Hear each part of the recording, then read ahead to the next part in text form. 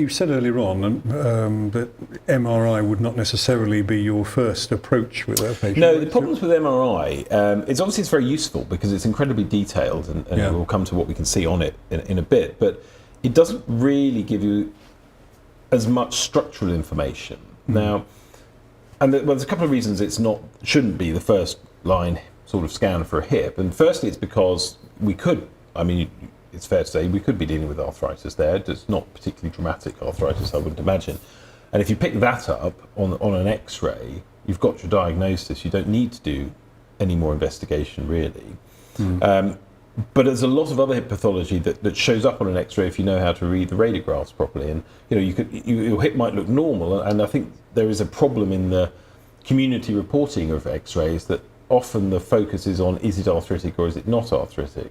But the subtleties of acetabular shape, coverage, orientation, femoral shape, and things like that get missed, I think, and they're the things that I'm really interested in evaluating. They will show up on an MRI, surely? Well, they don't actually, because the MRI doesn't give you a really good appreciation of the bone in space. You've got a sort of slice. You can probably pick up more gross morphology and a bit more on the femoral side, but I think it will miss things like subtle acetabular dysplasia.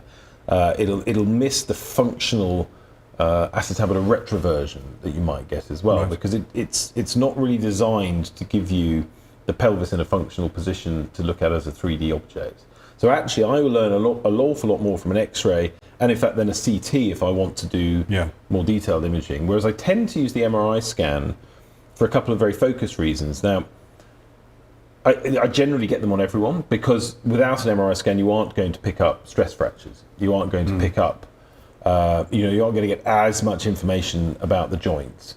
But you're also not going to pick up rare things like, cancer, for example. I've had a couple of patients I've picked up metastatic cancer in on an MRI scan, and you just aren't going to pick that up necessarily on the other imaging, or soft tissue problems and things like that. And certainly if you're thinking of a muscular issue, the MRI will certainly give you more information about structural problems in the muscle insertions and things like that. Now, I don't know who referred ASA for MRI, but presumably what you're saying is that they should have got, their first approach should have been to say, let's get an X-ray of this. I think, I don't want to sound disingenuous, because it's perfectly reasonable to refer people for MRI scans. They're pretty harmless, they're radiation free, but they won't give me the answer in a lot of cases.